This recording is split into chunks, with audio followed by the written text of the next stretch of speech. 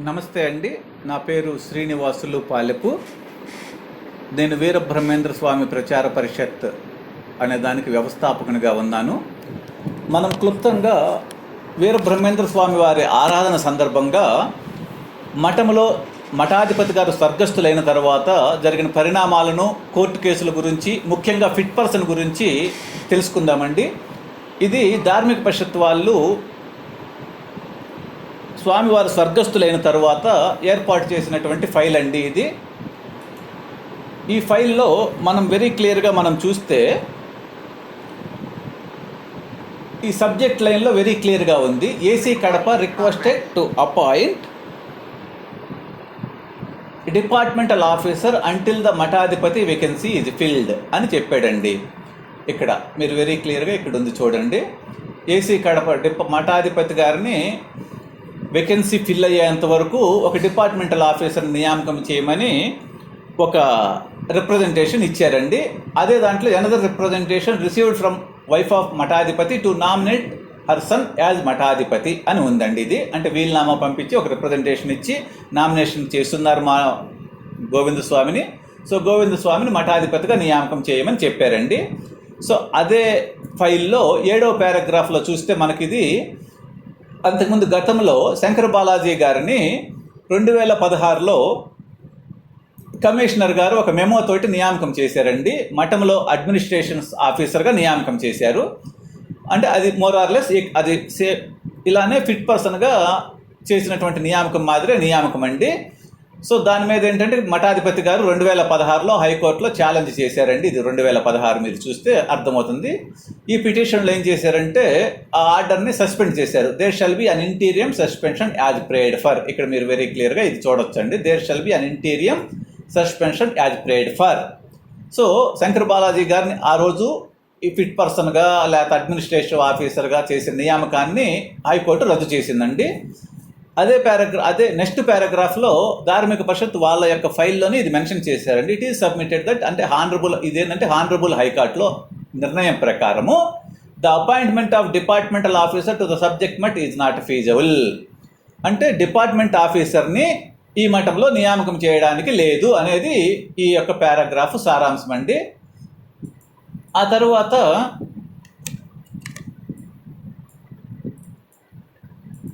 Next మనము కిందకు వెళ్దామండి. నెక్స్ట్ ఏముందనేది ఈ పేజీలోనే ఈ పారాగ్రాఫుల్లోనే నెక్స్ట్ ఉన్నటువంటి ఒకటి మనం చూస్తే ఇక్కడ నోట్ 4 అండి. ధార్మిక పరిషత్ వాళ్ళ ఇంటర్నల్ ఫైల్లో నోట్ 4. ఈ ఫైల్ మొత్తం కూడా నేను మీకు చూపిస్తున్నది గౌరవ హైకోర్టు డివిజన్ బెంచ్కి ధార్మిక పరిషత్ వారు డిసెంబర్లో కానీ జనవరి మొదట్లో కానీ సబ్మిట్ చేసినటువంటి ఫైల్ అండి ఇది. సో ఈ ఫైల్లో నోట్ 4 చూస్తే the DC Kurnool shall conduct detailed enquiry into the matter and submit A detailed report అన్నాడండి. అది స్పెషల్ కమిషనర్ గారు ఇచ్చారండి ధార్మిక పరిషత్ తరఫున. సో ఇక్కడ మీరు చూస్తే డీటెయిల్డ్ ఎంక్వైరీ కండక్ట్ చేయమన్నారు, డీటెయిల్డ్ రిపోర్ట్ ఇవ్వమన్నారు. ఇక్కడ మీరు చూస్తే ఇది 1వ తారీఖు అంటే జూన్ 1, 2021 తారీఖు 4:51 ఈ నిర్ణయం కమిషనర్ గారు తీసుకున్నారు. ఆ నిర్ణయాన్ని కమిషనర్ గారు ఆఫీస్ స్టాఫ్ ఆగమేఘాల మీద డిప్యూటీ కమిషనర్ గారికి పంపించారు. జస్ట్ సెకండ్స్లోనే అనుకున్నా కూడా తర్వాత నోట్ 5 చూస్తే the deputy commissioner Kurnool has submitted his preliminary enquiry report today please circulate.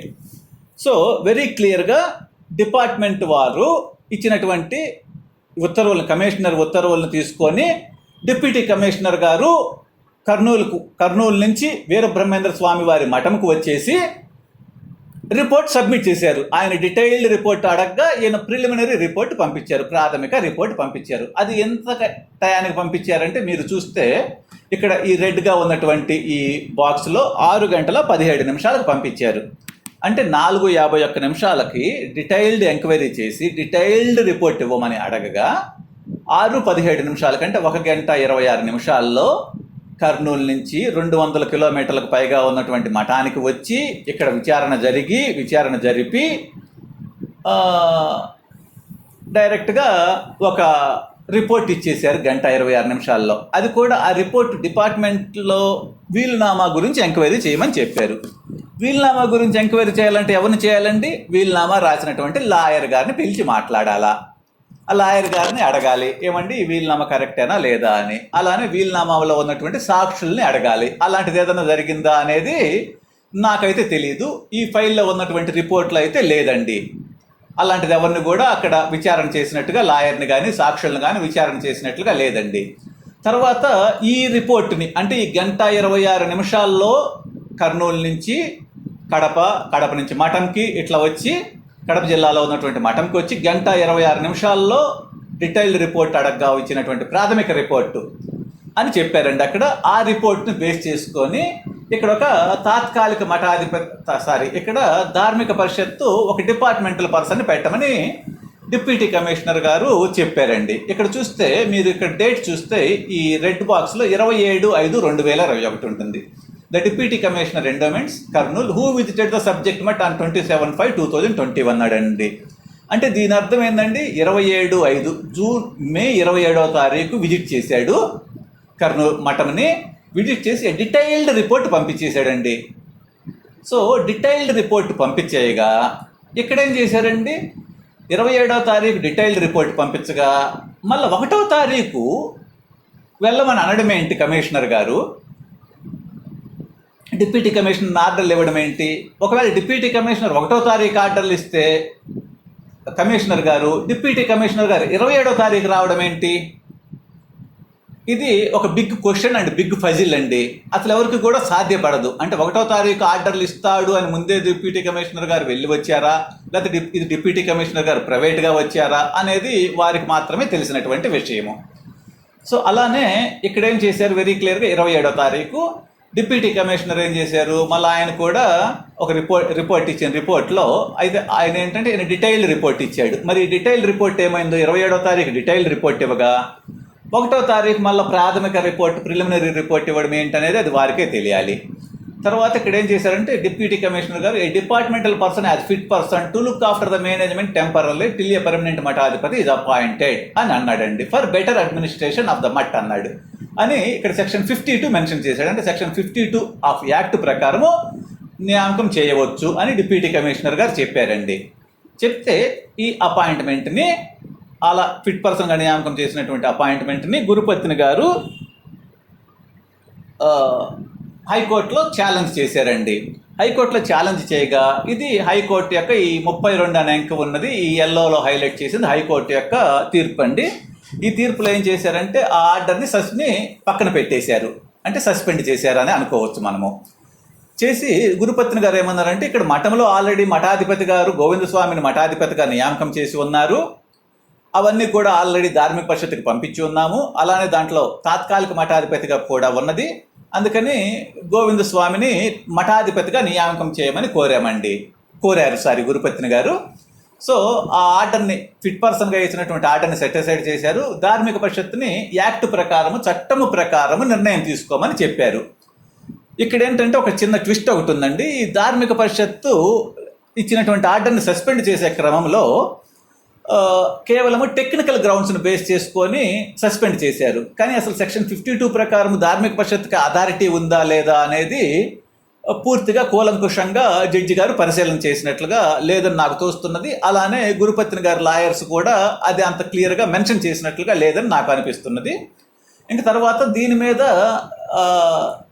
గురుపత్ని గారు హైకోర్టు డివిజన్ బెంచ్కి వెళ్ళారండి. డివిజన్ బెంచ్ ఏం చేశారంటే ధార్మిక పరిషత్ అంతకుముందు సింగిల్ జడ్జి అంటే ధార్మిక పరిషత్తుకి పూర్తి స్వేచ్ఛ ఇచ్చి మీరు యాక్ట్ ప్రకారం చేయమని చెప్పారు. ఇక్కడ ఏం చేశారంటే ఈ పిటిషనర్స్ అయినటువంటి గోవిందస్వామికి మారుతి మహాలక్ష్మి గారికి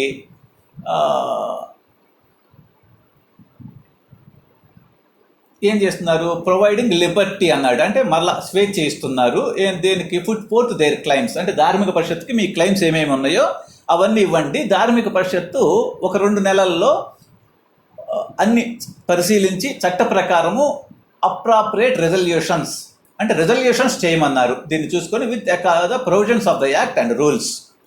సో ధార్మిక పరిషత్తుకి అప్రాపరియేట్ రెజల్యూషన్స్ చేసి ఈ సమస్యని తీర్చమని చెప్పారు. చెప్పగా అప్పుడేం చేశారంటే ధార్మిక పరిషత్ గోవిందస్వామి యొక్క నియామకాన్ని కారణాలు ఏదైనా తిరస్కరిస్తూ అప్పుడు మళ్ళా కూడా ఫిట్ పర్సన్ నియామకం చేశారు. ఈ ఫిట్ పర్సన్ నియామకం చేయడంలో అంతకుముందు మీరు ఇక్కడ పైన ఇప్పుడే గమనించి ఉంటే సెక్షన్ 52 ప్రకారం చేశాము అనేది ఇక్కడ చెప్పుకున్నారండి. ఇక్కడ మీరు చూస్తే సెక్షన్ 52 ప్రకారం చేస్తున్నాము అని ఇక్కడ చెప్పారు.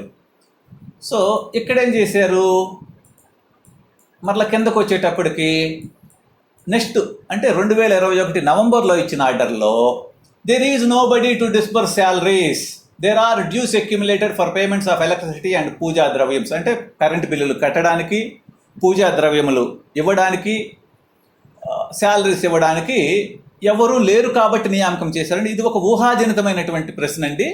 మారుతి మహాలక్ష్మి గారు తాత్కాలిక మఠాధిపతిగా నేను వ్యవహరిస్తానని చెప్పారు. 400 సంవత్సరాల చరిత్ర కలిగినటువంటి సుదీర్ఘమైనటువంటి చరిత్ర కలిగినటువంటి శ్రీమద్ విరాట్ పోతులూరు వీరబ్రహ్మేంద్ర స్వామి వారి మఠంలో ఎవరూ లేరు శాలరీలు ఇవ్వడానికి కూడా అని ఒక ఊహాజనితమైనటువంటి కారణంతో ఫిట్ పర్సన్ నియామకం చేశారండి మరలా. కానీ ఇక్కడ చట్టంలో ఏ విధమైన ఏ సెక్షన్ ప్రకారం మాకు అధికారం ఉన్నది అనేది ఇక్కడెక్కడ చెప్పలేదండి. యాక్చువల్గా అలాంటి నియామకాలు సెక్షన్లో చట్టంలో అధికారం లేకుండా గవర్నమెంట్ ఆఫీసర్స్ వాళ్ళ పవర్ ఎగ్జిక్యూట్ చేయకూడదండి. సో ఆ తర్వాత అది హైకోర్టు ఏం చేశారంటే ఎవరూ లేరు అనేటటువంటి ఉద్దేశంతో దాన్ని రిట్ పిటిషన్ క్లోజ్ అయ్యే వరకు కూడా ఫోర్స్లో ఉంచారండి, స్టే ఇవ్వకుండా. అంటే ఒక మానవతా దృక్పథంతో అందరికీ శాలరీలు ఇవ్వాలి కాబట్టి అట్లా. సో ఆ తర్వాత ఏం చేశారంటే కోర్టులో కనీసం తీర్పు కూడా రాకముందే ఏసీ కడప పొజిషన్లో ఉన్నటువంటి శంకర్ బాలాజీ గారు ట్రాన్స్ఫర్ అయ్యారండి. సో దాని ప్రకారము ఈ ధార్మిక పరిషత్తు ఆర్డర్ ప్రకారము కోర్టు అప్రూవ్ చేసినటువంటి ఫోర్స్లో ఉంచినటువంటి ఆర్డర్ ప్రకారము ఏసీ కడప పొజిషన్లో ఉన్న వాళ్ళు ఫిట్ పర్సన్గా వ్యవహరించాలి. సడన్గా శంకర్ బాలాజీ గారు మరలా ఈఓగా అపాయింట్మెంట్ ఒకటి తీసుకొని వచ్చారండి. కానీ ఆ ఈఓ అపాయింట్మెంట్ అనేది మఠంలో ఎవరికి ఇవ్వలేదు, అలానే మఠం ఆఫీసుకు కూడా ఇవ్వలేదు అనేది ఒక సమాచారము. ఆ సమయంలోనే మఠంలో అనేకమైనటువంటి సమాధులు తవ్వడం జరిగింది. సమాధులు తవ్వడమే కాకుండా శిష్యుల సమాధులు, భక్తుల సమాధులు, స్వామివారి వంశీయుల సమాధులు తవ్వడము, షాపులు కోల్చగొట్టడాలు, కోల్చివేతలు చేయడాలు, మీ అంతటి మీరు కట్టుకోండి అని అధికారులను బెదిరించడాలు, ఇలాంటివన్నీ జరిగాయండి ఆ టైంలో. అలానే ఈఓగా టెండర్లు నిర్వహిస్తున్నారు. అంటే అన్నీ కూడా ఫిట్ పర్సన్ అనే పేరుతో నియామకం నిర్వహిస్తున్నారు. దాన్ని ధార్మిక గురుపత్ని గారు అనేక సార్లు మీకున్నటువంటి కొత్త ఆర్డర్లు ఏంటి, ధార్మిక పరిషత్ మీకు ఏమైనా కొత్త ఆర్డర్లు ఇచ్చిందా అని అడిగారండి. అడిగినా ఆయన ఏ విధమైనటువంటి సమాధానం ఇవ్వలేదు. యథావిధిగా ఆయన విధులు ఆయన నిర్వర్తిస్తున్నాడు. సో అలా జరిగ్గా ఆ ఈఓ నియామకం తర్వాత ఆ ఈఓ నియామకం తెలుసుకొని గురుపత్ని గారు హైకోర్టులో ఛాలెంజ్ చేయగా హైకోర్టు రద్దు చేశారండి. కేవలము గురుపత్ని గారు మీకున్నటువంటి అధికారం ఏంటి అని గట్టిగా ప్రశ్నించినందుకు ఒక బాధ్యతాయుతమైనటువంటి స్థానంలో ఉన్న ఆవిడ, అలానే ఈవెన్ ఒక సాధారణ ప్రజలు కూడా ప్రశ్నించవచ్చండి. ఆ గురుపత్ని గారి మీద అక్రమమైనటువంటి కేసు పెట్టారు, నా విధుల్లో ఆటంకం కలిగిస్తున్నాను. అసలు నీ అధికారాన్నే హైకోర్టు సస్పెండ్ చేసింది. అసలు నువ్వు ఫిట్ పర్సన్గా ఉన్నటువంటి ఆర్డర్ లేకుండా ఫిట్ పర్సన్గా విధులు నిర్వహిస్తున్నావు, ఈవోగా ఉన్నటువంటి ఆర్డర్ చూపించలేదు, అయినా కూడా మీరు గురుపత్ని గారి మీద ఇలా కేసు పెట్టడం అనేది అత్యంత గర్హనీయమైనటువంటి విషయము. ఆ తర్వాత హైకోర్టు దాన్ని సస్పెండ్ చేయగా తర్వాత ఇమీడియట్గా ధార్మిక పరిషత్ చైర్మన్గా ఫిట్ పర్సన్గా మళ్ళా శంకర్ బాలాజీ గారిని నియామకం చేయడం జరిగిందండి. ఇది 16/2/2025 జరిగింది.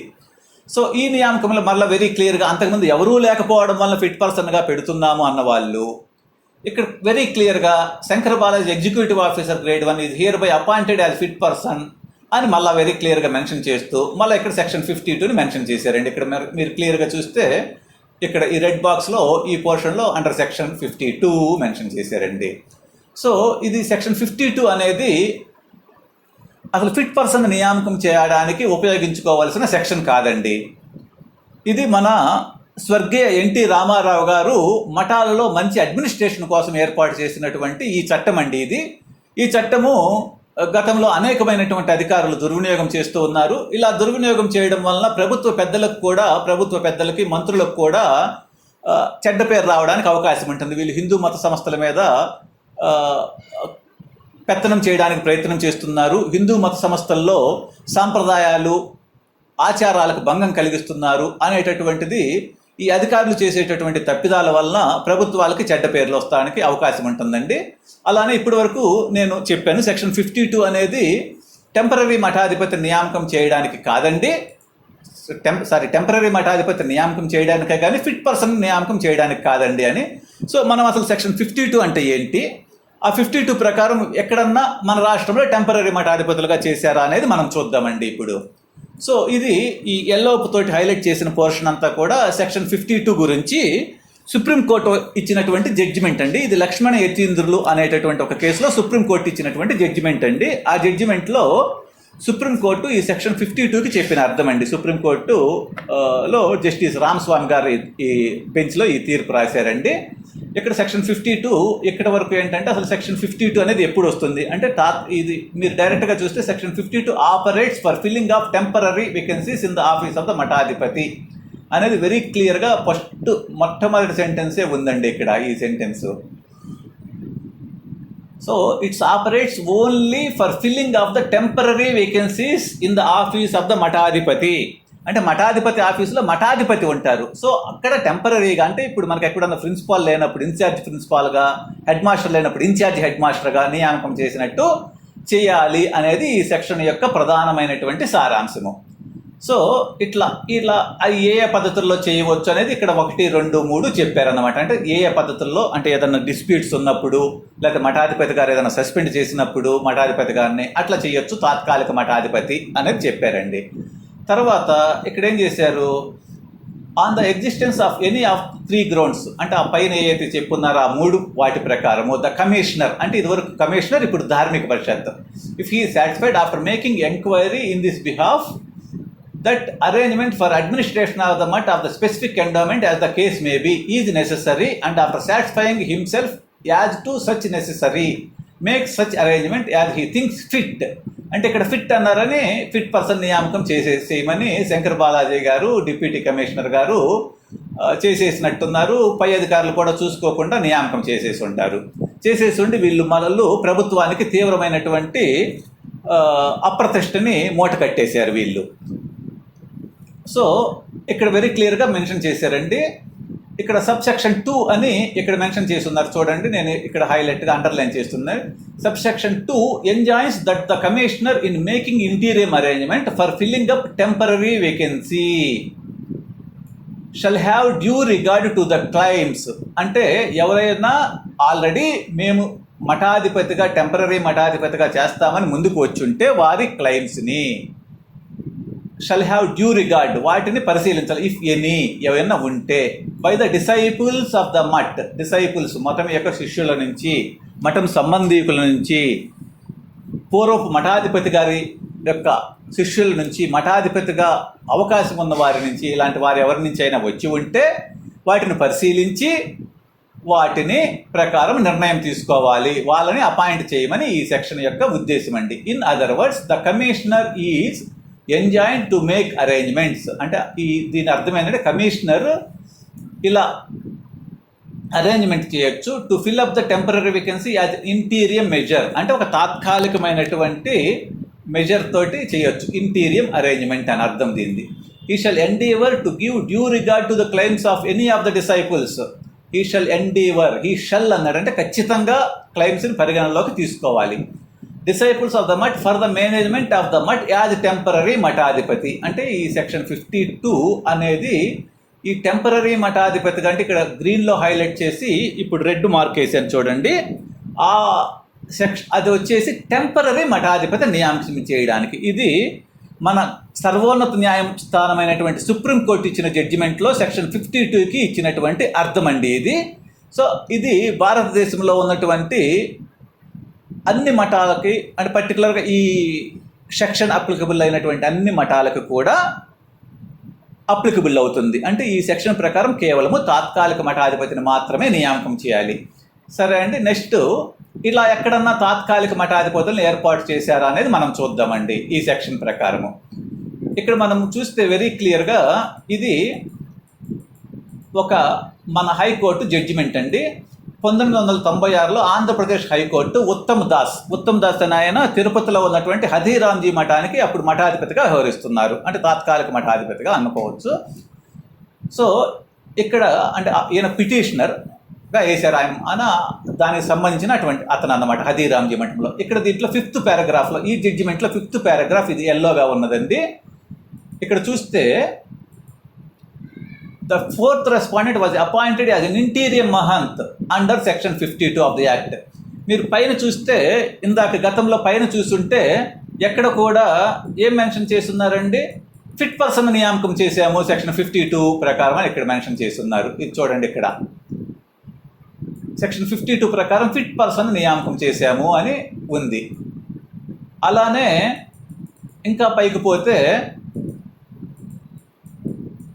ఇక్కడేమో ఎవరూ లేకపోవడం వల్ల ఫిట్ పర్సన్ నియామకం చేశాము అని ఉంది.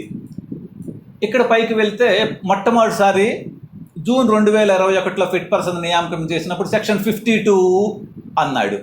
సో ఇలా సెక్షన్ 52ని ప్రకారము లేనిపోని అధికారాలను ఉపయోగించుకున్నారు. ఇది ఒక ముఖ్యమైనటువంటి విషయం అండి. తర్వాత నెక్స్ట్ జడ్జిమెంట్ చూద్దాము. సో ఈ ఈశ్వర ప్రసాద్ గారు ఇచ్చినటువంటి జడ్జిమెంట్లో ఉన్నటువంటి ఒక లైన్లో ఫిట్ పర్సన్గా కాకుండా ఇంటీరియర్ మహంత్గా, అంటే తాత్కాలిక మహంత్గా ఆ పొజిషన్లో ఫిట్ అయ్యే వాళ్ళని పెట్టమని దాని అర్థం. ఆ పొజిషన్లో ఫిట్ అయ్యే వాళ్ళని పెట్టారు అనేది ఇది. అంటే ఇది గవర్నమెంట్ చేసినటువంటి నియామకం, కమిషనర్ గారు చేసినటువంటి నియామకం. తర్వాత నెక్స్ట్ చూస్తే ఈ హెచ్హెచ్ అర్జున్ దాస్ మహంత్, అంటే ఈయన మహంత్ అన్నమాట. అంటే అప్పటికే ఆయన మఠాధిపతిగా ఉన్నారు, మహంత్ అని తాత్కాలిక మఠాధిపతిగా. ఇక్కడ ఈయన గురించి వచ్చినటువంటి జడ్జిమెంట్లో ఈయన మఠాధిపతిగా మెన్షన్గా నియామకం చేసి తర్వాత మఠాధిపతిగా చేయడం తప్పు అని దాన్ని సవరించుకుంటామని అతన్ని సస్పెండ్ చేయడానికి ప్రయత్నం చేసింది. ఆ టైంలో ఇచ్చినటువంటి జస్టిస్ రోహిణి మేడం గారు ఇచ్చినటువంటి జడ్జిమెంట్లో ఇది 68వ పారాగ్రాఫ్ అండి, 68. ఈ పారాగ్రాఫ్లో మీరు చూస్తే in the case on hand ఇక్కడ పెట్టేసి రిమూవల్ ఆఫ్ మహర్షి సృజుదాస్, అంటే సృజుదాస్ అని ఆయన మఠాధిపతిగా ఆయన రిమూవ్ చేయడం వలన ఆఫీస్ ఆఫ్ ద మఠాధిపతిలో the petitioner was initially appointed by the state government as an interior mahant. So ఈ పిటిషనర్ని అంటే ఈ అర్జున్ దాస్ని ఇంటీరియర్ మహంత్గా నియామకం చేశారు. ఇక్కడ వెరీ క్లియర్గా ఉంది చూడండి. 1990లో చేశారు ఇది. సో 1990లో చేశారు. ఇంక తర్వాత వేరే విషయంలో ఆయన మఠాధిపతి గారు కోర్టులో కేసు వేశారు. సో అంటే ఇదే సేమ్ గవర్నమెంటు సెక్షన్ 52ని ఉపయోగించుకొని హథీరామ్జీ మఠంలో తాత్కాలిక మఠాధిపతులను నియామకం చేసి ఉన్నారు.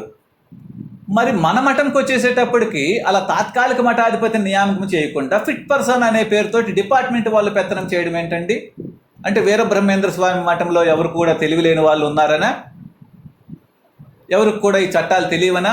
ఇది మనంతటి మనం క్వశ్చన్ చేసుకోవాల్సినటువంటి పరిస్థితి. ఆ తర్వాత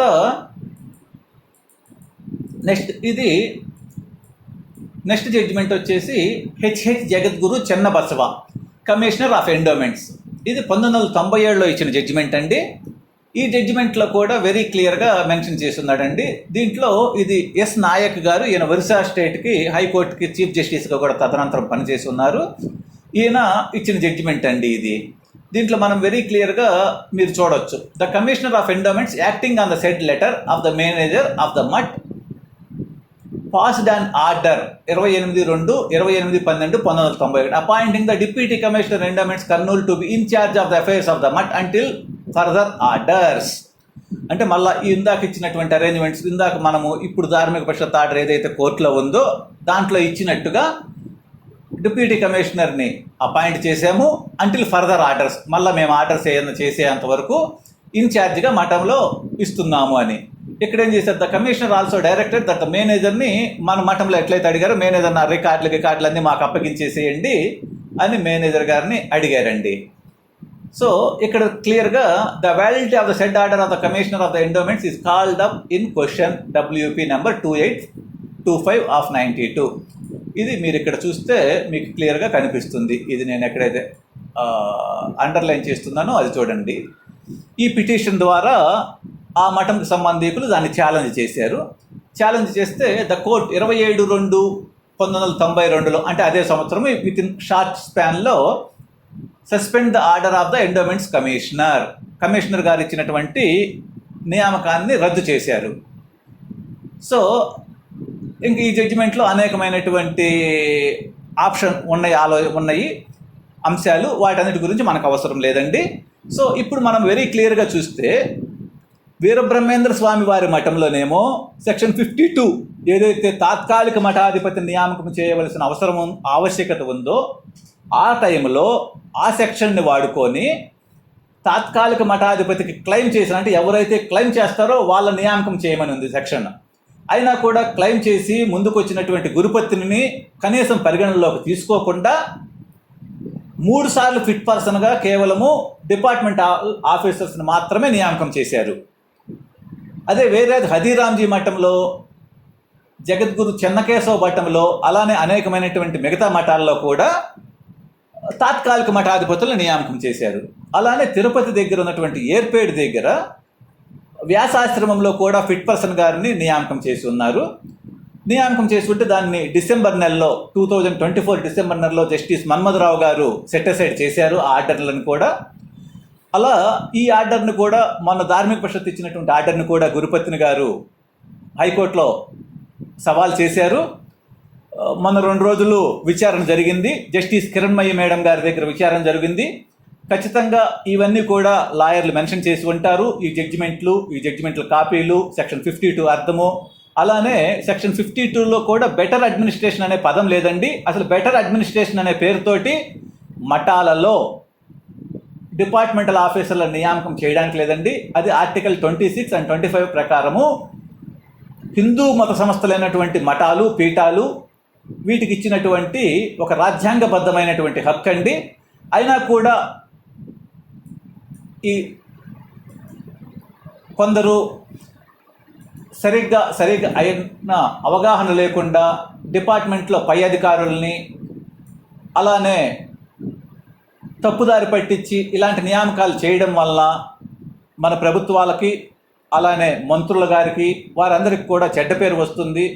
అందువలన దయచేసి ఇలాంటి మనమంతా పెద్ద చదువులు చదువుకున్న ఆఫీసర్లము, వారందరూ కూడా ప్రేయర్ జడ్జిమెంట్స్ ఏమున్నాయి, సుప్రీంకోర్టు జడ్జిమెంట్స్ ఏమున్నాయి, అవన్నీ కూడా డిపార్ట్మెంట్లో లీగల్ అడ్వైజర్స్ ఉంటారు, అలానే డిపార్ట్మెంట్ లాయర్స్ ఉంటారు. అలా కనుక్కొని అలా ఖచ్చితమైన నియామకాలు చేయాలని మనస్ఫూర్తిగా కోరుకుంటూ, ఈ వీరబ్రహ్మేంద్ర స్వామి వారి ఆరాధన సందర్భంగా ఈ అంశాన్ని భక్తులు, శిష్యులు, మఠ సంబంధీకులు అందరూ కూడా పరిశీలన చేయాలని, మఠం కోసం పోరాడుతున్నటువంటి గురుపత్ని గారికి సంపూర్ణమైన మద్దతు ఇవ్వాలని అందరినీ కోరుకుంటూ ముగిస్తున్నాను. ధన్యవాదములు. Thank you very much.